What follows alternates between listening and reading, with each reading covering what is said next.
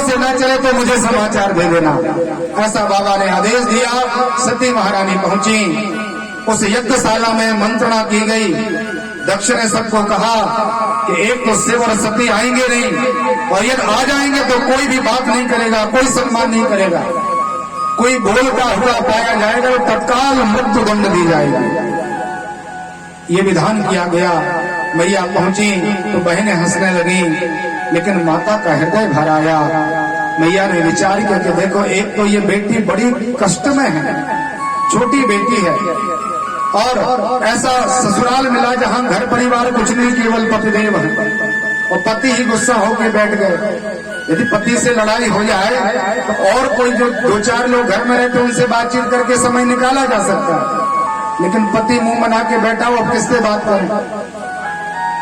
एक घर भी नहीं है, बरगद के वृक्ष के नीचे रहती है, बड़ी कष्ट में है, तो आज यहाँ पर आई है तो हमें भी वो अधिकार नहीं है कि इस बेटी को हम हृदय से लगा लें। तो कहा, बेटी जल्दी से यहाँ से चली जाओ, क्योंकि तेरे मायके की हवा अभी तेरे अनुकूल नहीं है, तेरे पिताजी तेरे प्रतिकूल हैं, तत्काल यहाँ से चली जाओ। लेकिन एक कन्या के लिए, एक बेटी के लिए अपनी माँ से भी ज्यादा भरोसा अपने पिता पर होता है।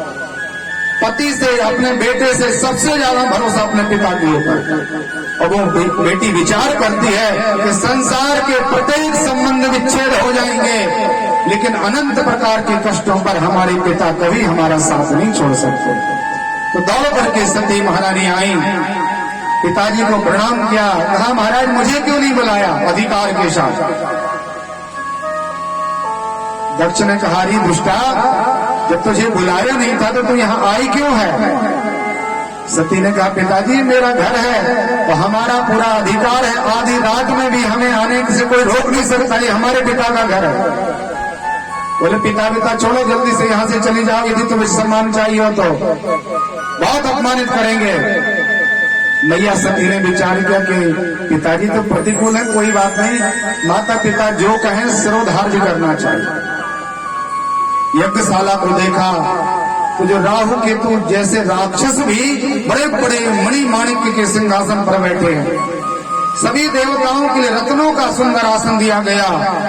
पूरी यज्ञशाला का दर्शन किया, लेकिन विश्वनाथ भगवान का वहां पर भाग नहीं देखा। अभी तक सती के लिए कोई किसी प्रकार का क्रोध नहीं आया, लेकिन अरुद्र भागम भगवान शिव का जब भाग नहीं देखा तो मैया लाल पीली हो गई, बड़ा क्रोध आया। और पिताजी से कहा, पिताजी यदि आप अपने जीवन की याचना चाहते हो, आपको अपना मंगल चाहिए तो तत्काल विश्वनाथ जी के चरणों में प्रणाम करो, बुला के लाइए उनको, आपका मंगल नहीं होने वाला। बहुत अपमान किया। सती ने कहा कि मरने में ही भलाई है। शिव जी के चरणों में प्रणाम किया। मरत समय हरि सन वर मांगा। राम जी के चरणों में प्रणाम किया कि हे राम जी सरकार, यदि आपके चरणों में विश्वनाथ जी की श्रेष्ठ भक्ति हो और मैंने मन वचन कर्म से शिव जी की आराधना की हो तो जन्म जन्म शिव पद अनुरागा, हम अब तो मरने वाले हैं, इसके बाद जहां हमारा जन्म हो हमें केवल भगवान शिव ही पति के रूप में प्राप्त हो। ऐसा कह के अस्कर योग अग्नि तनुजारा भगवती आदि शक्ति सती ने अपनी योग अग्नि से शरीर को जला दिया। बोल जगत जननी माई की जय। अग्नि में अपने देह की आहुति दे दी माने। हाहाकार होने लगा। रुद्रगण दौड़े युद्ध करने के लिए, लेकिन उस यज्ञ में महात्मा भृगु जी बड़े आचार्य थे और उन आचार्य ने यज्ञ रक्षा के लिए दक्षिणाग्नि का प्रयोग किया। रुद्र भगवान के जो गण थे वो परास्त हुए। दो चार गण दौड़ करके भगवान के पास आए। महाराज बड़ा भारी विनाश हो गया, मेरी मैया ने यज्ञ की भूमि में योग अग्नि में शरीर पूरा कर दिया। बाबा को समाचार हुआ कि सती ने देह छोड़ दिया, तो महाराज विश्वनाथ जी को लगा कि अब हमारा कोई संबंध दक्ष से नहीं है। दक्ष से हमारा संबंध तब था जब सती थी, सती के द्वारा ये हमारे ससुर बाबा थे। अब सती ही चलेंगे तो इनसे कोई संबंध नहीं। तत्काल जटाओं में से एक जटा निकाली और भगवान विश्वनाथ जी ने जमीन में लगाई। विशाल गर्जना के साथ महात्मा वीरभद्र का जन्म हो गया। बोलिए वीरभद्र भगवान की। वीरभद्र इतने बड़े हैं कि पृथ्वी पर पैर है और आकाश में सिर लगा है। बड़ा भारी भुजबल इनके पास, बल्कि सीमा महात्मा वीरभद्र बाबा को प्रणाम किया। विश्वनाथ जी से कहा, महाराज आदेश करिए क्या करना है। भगवान ने कहा, दक्ष यज्ञ के यहाँ जाएं, जो जिस प्रकार से तुम्हारा सामना करे तत्काल मार डालना। तो बड़ी भारी महाकाली कृत्याओं योगनियों को साथ लेकर देखा 60,000 शिव जी के गण हर हर महादेव आदि उच्चारण करते हुए दौड़े। यज्ञ के आसपास जब ये पहुंचे तो ऐसा आंधी तूफान सा गया, इतना बड़ा भारी परिवार इनका था कि सूर्य का जो तेज था वो ढक गया। दिन में रात्रि हो गई, भागवत जी में लिखा है। अंधेरा आ गया, चारों तरफ से प्रलय की अग्नि जैसे जलने लगी हो। तो विचार किया, महाराज प्रलय का समय तो है नहीं, लेकिन ये सब क्या हो रहा है। भृगु महाराज ने विचार किया, बाबा के गण आए, वो चारों तरफ से यज्ञशाला को घेर लिया।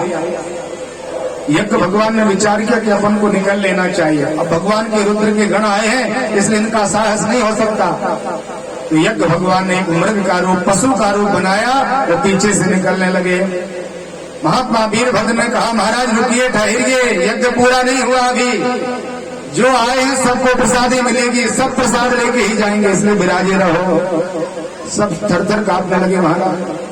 और बड़े बड़े बाबा विश्वनाथ के भूत प्रेत, अब इनको निमंत्रण कभी मिलता नहीं, तो खीर पूरी इनको मिलती नहीं थी, हलवा आदि। आज बड़े बड़े भंडारे भरे पड़े हैं। तो बाबा विश्वनाथ जी के जो गण थे, हर हर महादेव ऐसा कहते हो, खीर की डुबकी लगा लेते। तो जब निकलते सफेद सफेद तो महाराज थर थर कांपने लगते व्यक्ति। और बड़ा भारी विचित्र व्यवहार करते हुए भगवान की वो सेना जब चली तो बड़े बड़े देवता साहस नहीं कर पाए।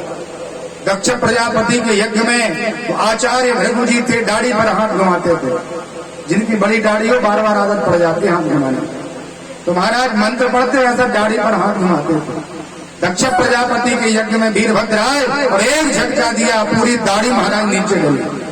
पूखा ऋषि के लिए एक मुस्तक प्रहार किया तो पूसा ऋषि के वेदांत हो गए, पूरे दांत अंदर चले गए, एक भी दांत नहीं बचा। दक्ष ने विचार किया, हम कहाँ जाएं, भागने का प्रयास किया। वीरभद्र ने पकड़ लिया और जैसे कोई कपड़े को निचो देता है, ऐसे ही वीरभद्र के शरीर को नष्ट किया। और जो सिर था वो सिर उसी कुंड में स्वाहा, यजमान को ही स्वाहा कर दिया महाराज। यज्ञ मरघट का स्थान बन गया। रुंड मुंड मरे पड़े हुए हैं, अनंत प्रकार से हाहाकार होने लगा। देवताओं ने विचार किया, यदि ये यज्ञ पूरा नहीं होगा तो संसार में अकाल हो जाएगा। तो सब भगवान शिव जी के पास गए। विचार करो भोले बाबा कितने भक्त भयहारी।